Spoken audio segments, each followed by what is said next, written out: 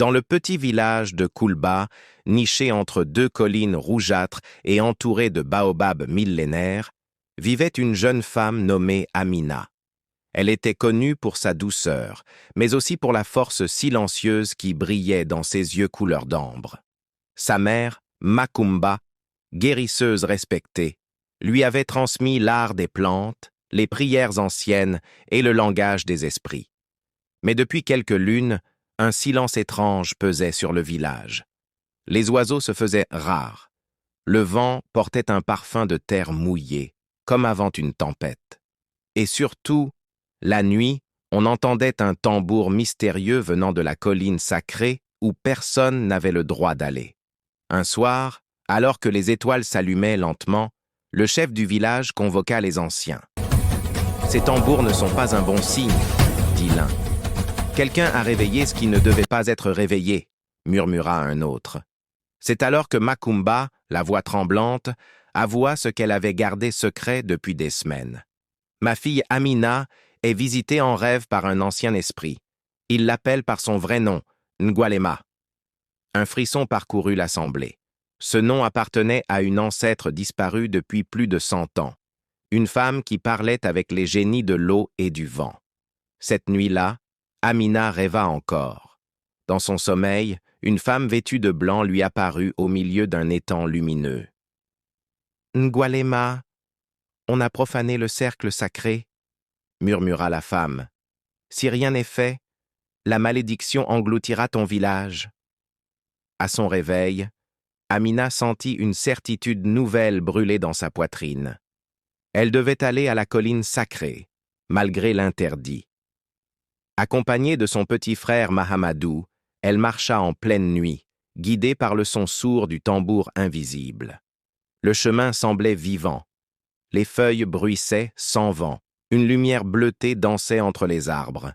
Et Mahamadou jura voir des silhouettes sans pieds glisser sur le sol.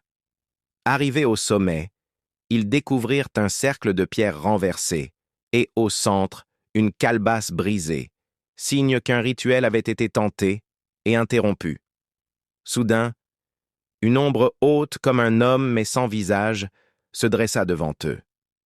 Amina sentit la peur lui serrer la gorge, mais la voix de l'esprit résonna en elle. Elle leva la paume et récita les mots que sa mère lui avait appris. « Terre de mes ancêtres, ouvre la voie. » L'ombre frémit, puis se changea en silhouette lumineuse. C'était Ngwalema elle-même. « Ce lieu a été violé par un cœur rempli d'envie, » dit-elle. « Un homme du village a voulu prendre la force des ancêtres pour lui seul. » À cet instant, Mahamadou retrouva quelque chose au sol, un bracelet en perles rouges. Il appartenait à Sori, le cousin d'Amina, un homme rongé par la jalousie depuis qu'elle avait été choisie pour reprendre la lignée des guérisseurs. Le lendemain, Sori avoua. Les yeux pleins de honte, il expliqua qu'il voulait seulement être reconnu. Mais dans son ignorance, il avait brisé l'équilibre entre les vivants et les ancêtres. Pour réparer sa faute, Amina dut présider un rituel rare, la réconciliation des deux mondes. On alluma des torches, on déposa des offrandes, mil, lait, cola noire. Les anciens chantèrent. Le tambour, cette fois humain, résonnait comme si toute la forêt chantait avec lui. L'ombre de la colline disparut enfin, dissoute par la lumière de l'aube. Amina pardonna Sori. Elle le serra dans ses bras, et pour la première fois depuis longtemps, le vent souffla comme un soupir de soulagement.